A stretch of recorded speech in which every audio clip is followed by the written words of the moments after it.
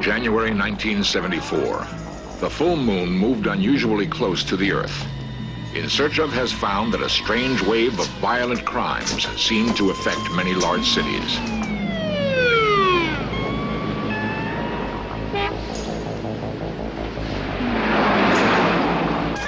Moon madness has long been a persistent myth, which scientists are now investigating with computer technology.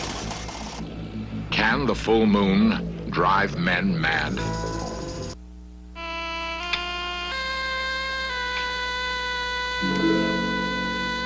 We have always feared the night and strange creatures that prowl by the light of the moon.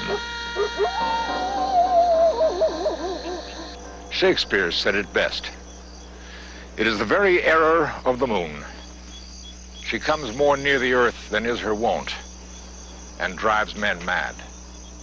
The Latin word for moon is luna, which is the root for our word lunatic, meaning moonstruck.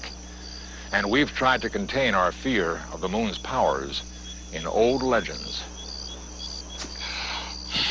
Many of these myths tell of the moon changing men into animals. One story in particular seems to haunt the collective unconscious of all humanity.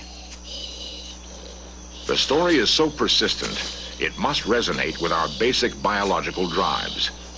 Found all over Europe, Asia, and among many American Indian tribes, the tale is best told in an old German nursery rhyme. My child, take heed, be pure at heart, and say your prayers by night, or you may become a cursed wolf when the moon is full and bright.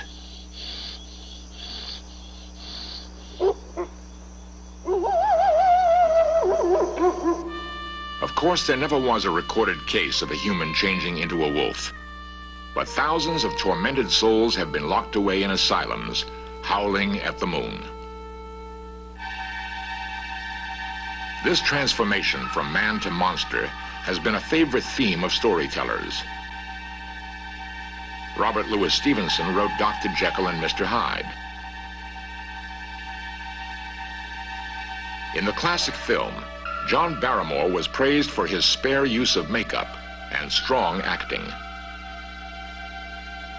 In the novel, of course, the transformation was effected by a secret potion. But Stevenson's story was based on a true report of moon madness. In the 19th century, Edinburgh was plagued by a wave of senseless, brutal burglaries. Clues led police to suspect a single man was behind the crimes. But who could it be?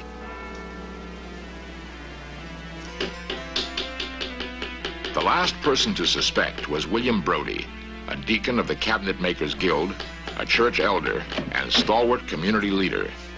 Police hesitated to even bother this respected, hard-working man.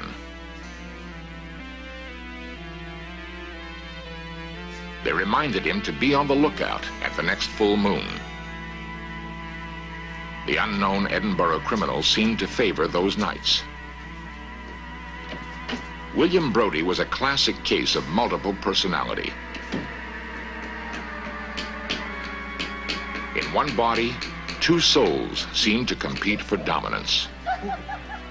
The decent, hard-working artisan could normally maintain control, except at nights of the full moon.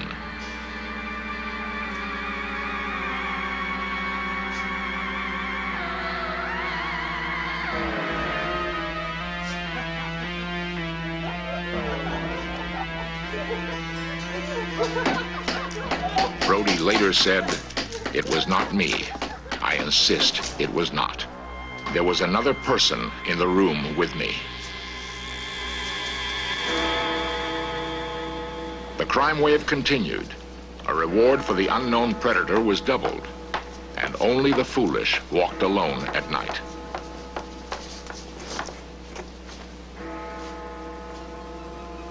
Finally, acting on an anonymous tip, police staked out Brodie's shop.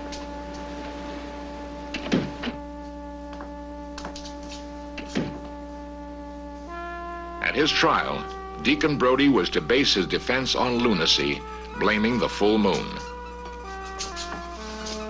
The jury was not sympathetic. He was promptly hanged. Miami psychiatrist Arnold Lieber is author of the book The Lunar Effect. His investigations into moon madness have stirred an ongoing scientific controversy.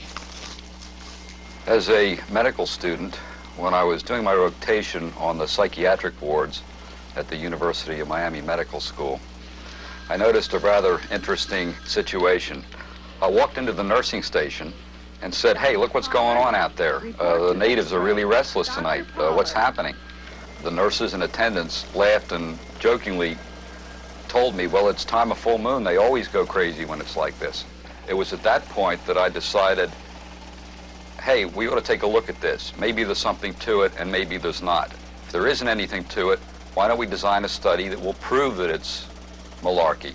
If there is something to it, then we may be able to make a valuable contribution to preventive psychiatry and criminology.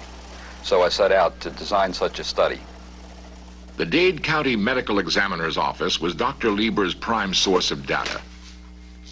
There, tens of thousands of murders had been meticulously cataloged and cross-referenced.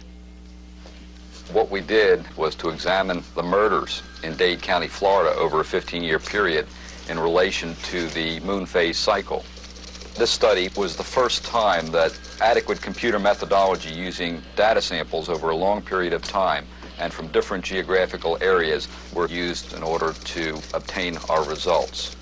The strength of the peaks in our data were quite a surprise to us. What we found was a highly statistically significant increased frequency of murders, both at the full of the moon and the new of the moon in Dade County over a 15-year period. Miami was the first of several cities Dr. Lieber investigated.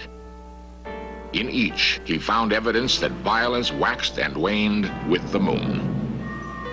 These peaks of violence at the full moon and again at new moon correspond to the times of highest tide. Could it be that some human beings go insane at high tide? Although everyone's affected by cosmic forces or geophysical forces to some extent, some people are in fact more susceptible to the triggering effects of these geophysical stresses than other people. I'm talking about emotionally unstable people, people in precarious balance with reality anyhow. These are people who are tiptoeing on the edge of reality. Borderline personalities, manic depressives, borderline schizophrenics, emotionally unstable individuals.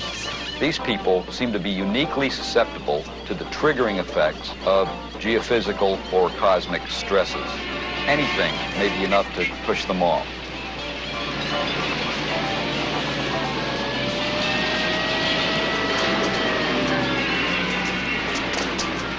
These people ought to know about this because there are certain ways that they can protect themselves from the effects. For example, if someone knows that they are uniquely triggered by the phases of the moon or by some sunspot activity, they may want to stay out of crowded places. They may want to avoid the bars. They may want to lock up their weapons at home. With this knowledge, police, fire rescue, and hospital emergency room people can prepare themselves for especially heavy loads during these times. They can lay on more people, they can expect heavier patient loads, and they can be prepared and therefore be in a position to protect life and limb.